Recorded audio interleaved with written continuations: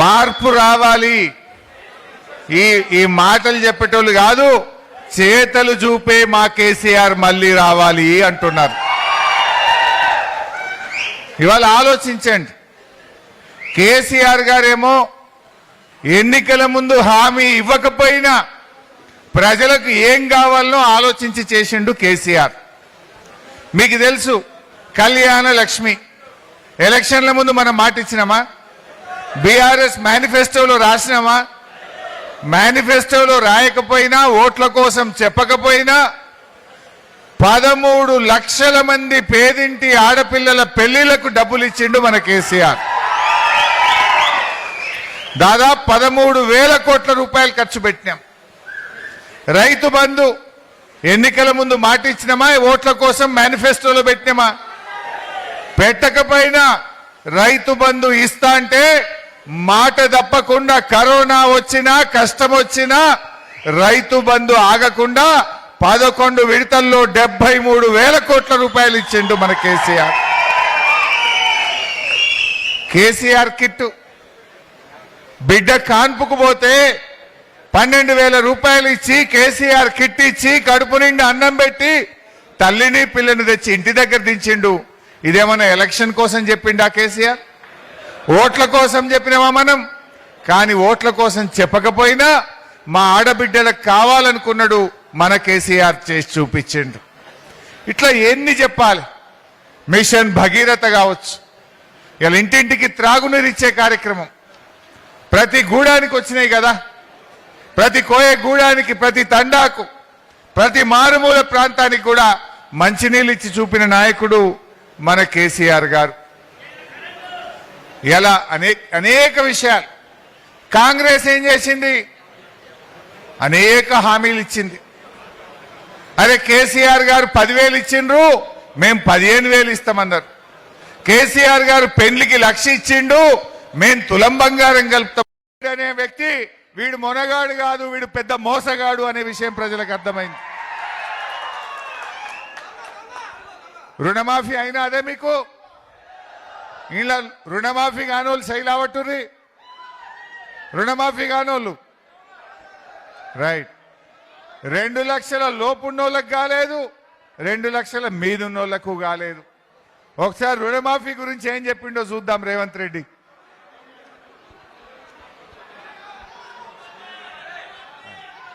గుడి సాక్షిగా, సమ్మక్క సారమ్మ సాక్షిగా, 1000 స్తంభాల గుడి సాక్షిగా, గోగులమ్మ సాక్షిగా, బాసర సరస్వతి మందిరం మీద ఒట్టే చెప్తున్నా, కొమరవెల్లి మల్లన్న సాక్షిగా, రూబ్లీన్స్ లో ఉన్న పెద్దమ్మ సాక్షిగా నేను మీకు మాట ఇస్తున్నా. ఈ కొత్త గడ్డ మీద నుంచి మాట ఇస్తున్నా. గురుమూర్తి స్వామి సాక్షిగా, ఆర్మూర్ సుద్దుల గుట్ట సాక్షిగా, అనంతగిరి కొండల్లో ఉన్న పద్మనాభుడి సాక్షిగా, నేను యాదగిరి గుట్ట లక్ష్మీ నరసింహస్వామి ఆనగా మాట ఇస్తున్నా. మెదకు చర్చి సాక్షిగా, 7 దుర్గమ్మ సాక్షిగా నేను మాట ఇస్తున్నా. పాలమూరు మిత్రుల సాక్షిగా, జాంగీర్పేర్ల జరిగే సాక్షిగా నేను మాట ఇస్తున్నా. సేవలాల్ సాక్షిగా, బావోజీ సాక్షిగా నేను మాట ఇస్తున్నా. భద్రాద్రి రాముడు సాక్షిగా నేను మీకు మాట ఇస్తున్నా. అక్కడి సూర్యుడు ఇక్కడ ఉదయించిన, భూమి ఆకాశం తిరగబడ్డా, తుఫానులు వచ్చినా, భూకంపం వచ్చినా, భూమి బద్దలైనా నేను మాట ఇస్తున్నా. 15 ఆగస్టు లోపల తెలంగాణ రైతాంగానికి 2 లక్షల రూపాయల రుణమాఫీ చేసి తీరుతా. 2 లక్షల పైన ఉన్న రైతులు ఎవరు ఆందోళన చెందాల్సిన అవసరం లేదు. 2 లక్షల పైన రుణమా ఉన్నవాళ్ళు 2 లక్షల పైన ఉన్న రుణాన్ని మీరు బ్యాంకులో చెల్లించండి. మీరు చెల్లించిన మరుక్షణం ఆ 2 లక్షల రూపాయలను కూడా మీ ఖాతాలో వేసే బాధ్యత మా ప్రభుత్వం తీసుకుంటుందని చెప్పి నేను ఆ రైతాంగానికి తెలియజేస్తున్నా. ఆయన అదే అయిందా 2 లక్షల మీద? పాపం ఆయన మాట నమ్మి 3 రూపాయల వడ్డీకో 4 రూపాయల వడ్డీకో ఆ 2 లక్షల మీద ఉన్న డబ్బులు కడితే వడ్డీల మీద పడ్డాయి తప్ప 2 లక్షల రుణమాఫీ మాత్రం కాలే. అయిందా?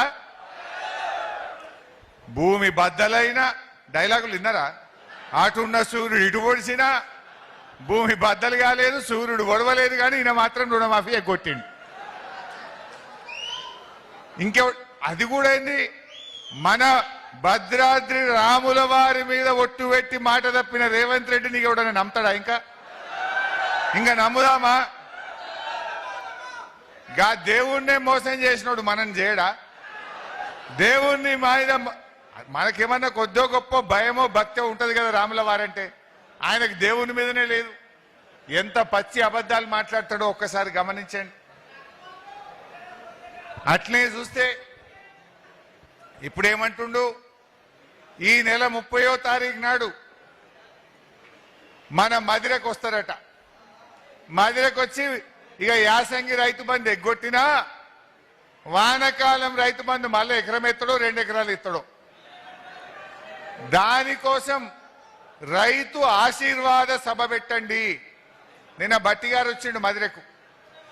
రేవంత్ రెడ్డి గారు వస్తున్నారు, రైతులందరూ వచ్చి ఆశీర్వదించండి అంటుండు. ఎందుకోసం ఆశీర్వదించాలి? ఏం చేసిండని ఆశీర్వదించాలి?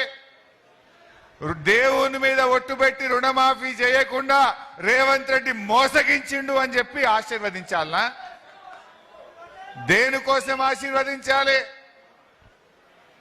రైతు బంధు 3 సార్లు రైతు బంధు ఎగ్గొట్టి 29,000 కోట్ల రూపాయలు రైతు బంధు ఇవ్వనందుకు, రైతుల్ని మోసం చేసినందుకు మదిరలో వచ్చి రేవంత్ రెడ్డిని రైతులు ఆశీర్వదించాలనా? ఇవాళ పంటల బీమా, ప్రతి పంటకు బీమా ఇస్తామని ఇదే భట్టి గారు అసెంబ్లీలో బడ్జెట్లో చెప్పిండు.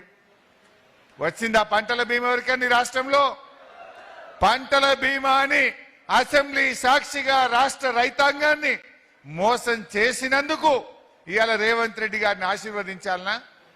పోయిన వానకాలంలో మన అశ్వరావుపేటలో, మన ఖమ్మం జిల్లాలో, తెలంగాణ రాష్ట్రంలో వర్షాలు బాగబడి పంటలన్నీ దెబ్బతిన్నాయి. ఎకరానికి 10,000 రూపాయలు ఇస్తామన్నారు. ఎవరికన్నా ₹1 వచ్చిందా? పంటల బీమా రాలేదు. రాష్ట్ర ప్రభుత్వం ఇస్తామన్న ఇన్పుట్ సబ్సిడీ ₹1 కూడా ఇవ్వనందుకు రాష్ట్ర రైతుల్ని, ఖమ్మం జిల్లా రైతుల్ని మోసం చేసినందుకు ఆశీర్వదించాలనా? ఇలా యూరియా దొరుకుతున్నదే, ఒకటే బస్తా ఇస్తారట. మక్కలు వేస్తారు మా అశ్వరావుపేట్ల. మక్కలకు దాదాపు 1 ఎకరానికి 5 బస్తాలు 6 బస్తాలు కావాలి. 2 సంచులు ఇస్తారట.